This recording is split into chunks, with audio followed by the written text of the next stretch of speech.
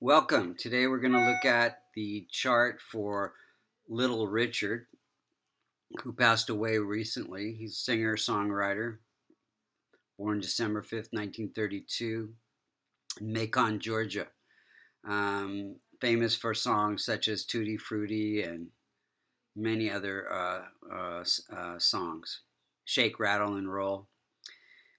So if you look to the eastern horizon when he was born, you would see the constellation associated with Aries rising at 4 degrees. 4 degrees becomes the most effective point of every house. Any planet like Saturn or Moon that's close to that 4 degrees, within 5 degrees of it, has a lot of impact in his chart.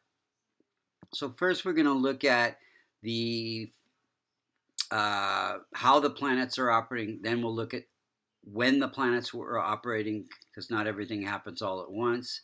And then we'll look at what we could do to give a remedy for the chart and support his further success and good health.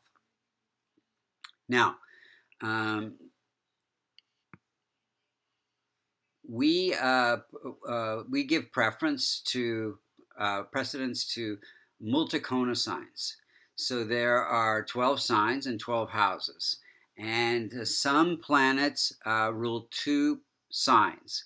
But one of those signs is a multicona sign. For example, Venus rules Taurus and Libra. But Libra is the multicona sign for Venus.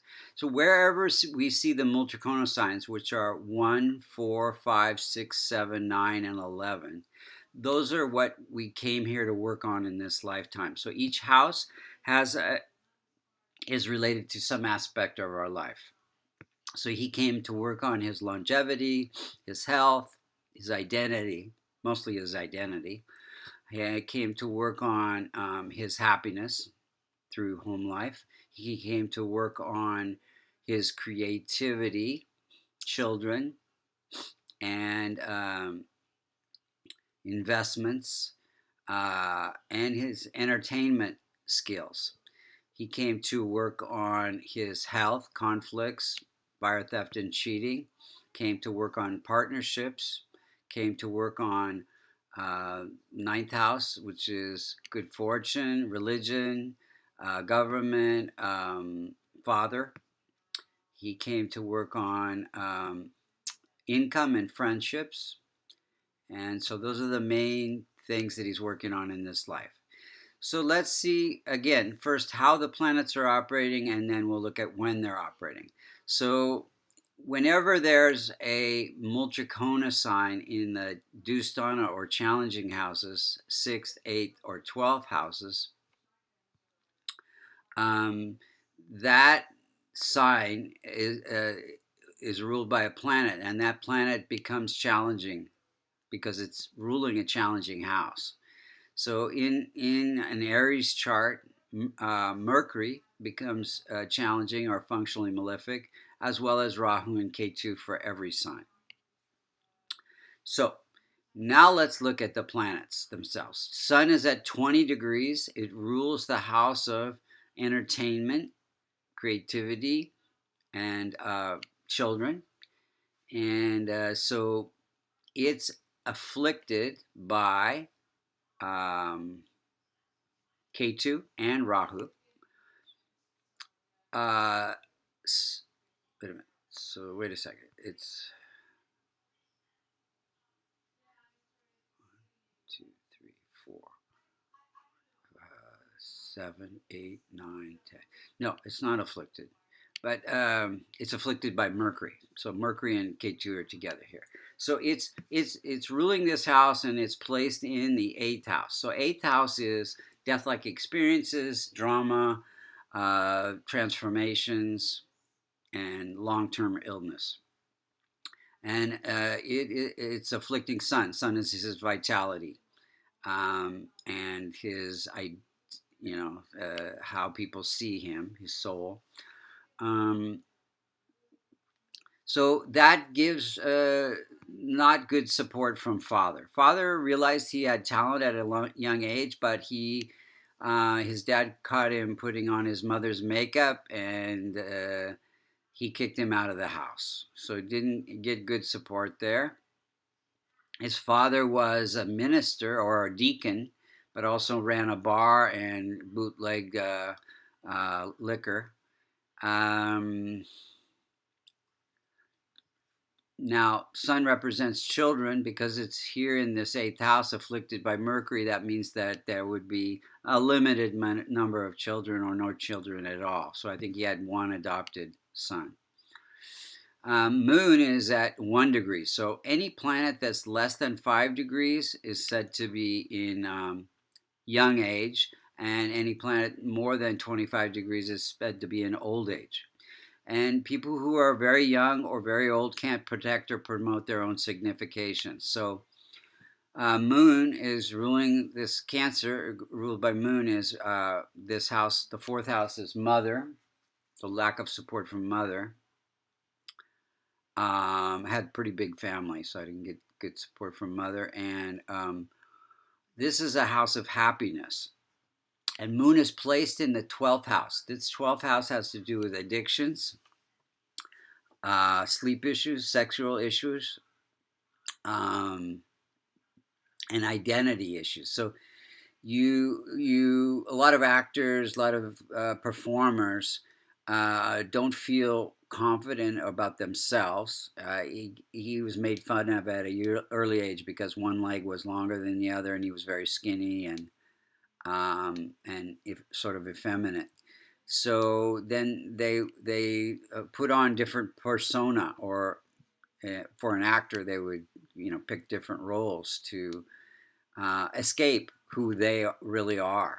So Moon is kind of led to some depression, some addictions. He had drug addictions and alcohol addictions and sexual addictions. Let's see. Mars is at 16 degrees. It's afflicted by K2. So they're within 3 degrees of each other or less. So Mars rules the house of identity and vitality, and it is placed in this house of entertainment. So it gave him courage to be an entertainer, to be creative, to be a songwriter, and it gave him a very fiery, charismatic, flamboyant personality. So yeah, K2 again being afflicting Mars, which is identity. So he's not. There's some confusion about his identity, whether he's bisexual, gay, or whatever. And in a time where it wasn't acceptable. So it gave him a lot of issues with his confidence. Mercury is at 17 degrees. Again, it's the functional malefic planet. It's placed in the 8th house of death-like experiences, afflicting Sun. And it rules this 6th house of health issues and conflicts and fire, theft and cheating, divorce, legal issues. So it made him quite critical. He kept firing his agents, made him very dramatic, and eventually led to bone cancer, because this is a house of long-term illness. And but Mercury's all about business and communication, so gave him the singing and songwriting abilities. And it's combust also. Being close to the sun makes it even weaker. Jupiter's at 28 degrees, and so it's said to be in old age, so it's weak. And it is ruling the house of good fortune, a father, a religion, government, teachers. So it's placed in this house of entertainment. So it gives good fortune through entertainment and writing and publishing songs. And also religion, gospel singing. Venus is at 17 degrees. It's afflicted by Rahu. And it is ruling. It's in its own house, so it gives it some strength, but it's afflicted by Rahu. Again, confusion about relationships, whether male or female. But it did give him, um, partnerships in the performing arts industry. Give him the ability to be a performer, an eye for beauty, and creativity. Saturn's at 8 degrees, close to the most effective point, and it is in the house of career and ruling the house of income. So income through his hard work and career. This gave him a lot of discipline to be successful and ability to work hard. Rahu and Ketu. So Rahu is desire for friends and income, and Ketu is insights into writing songs and the entertainment industry, and kind of a spiritual effect. But they have their ups and downs. So he basically, I think, probably gave some delay to his success. Now let's go through the timing of events. He was married from 1959 to 1961 during a Venus period, Venus's wife. Then in 59 to 63, he had kind of a transformative experience where he decided to quit doing rock and roll and totally become back in the church as a minister or a gospel singer. And that was during a K2 spiritual experience period. In 85, he ran his car into a telephone pole and he had leg surgery and Mercury during a Mercury period. So Mercury is, again, accidents and health issues. In 2009, he had hip surgery during a Jupiter period. Jupiter's liver and hips and gallbladder.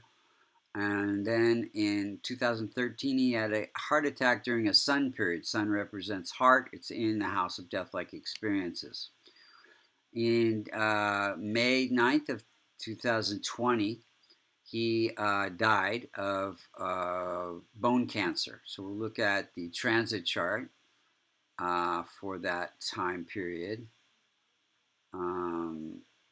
It was during a Mars-Venus period. So let's see here.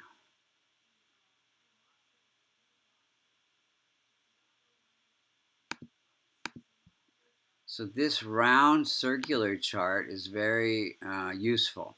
The outer circle is where the planets are transiting, and this is today's date, the date when he died, May 9th. And the inner circle is where the planets were when he was born. So it's very easy to see the relationship when the planets get close to each other in this circular chart.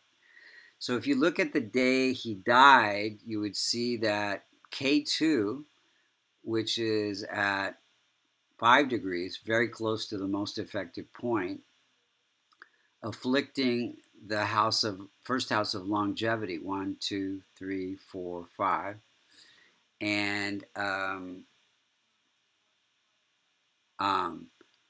so that sudden death-like experiences to the body, so affecting the longevity.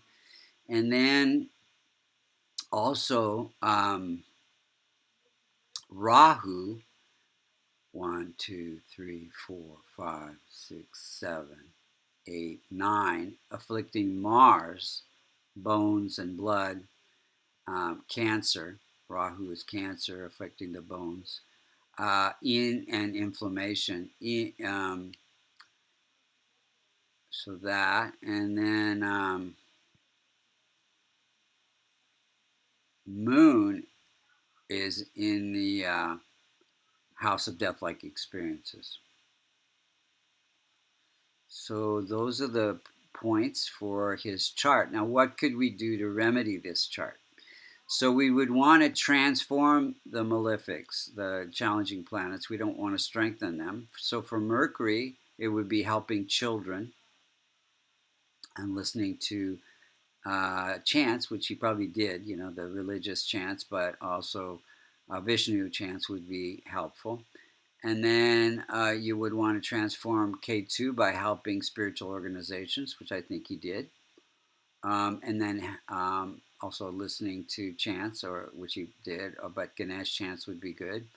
And Rahu, helping people who cannot help themselves. And I'm not sure if he was doing that, and Shiva chants. Then strengthening the rest of the planets. So Saturn was probably his best planet, gave him the hard work and discipline. But the other planets, you would want to strengthen the moon with a pearl. You would want to strengthen the sun with a ruby. You would want to strengthen Saturn with a blue sapphire, Jupiter with a yellow sapphire, or you can wear these colors also.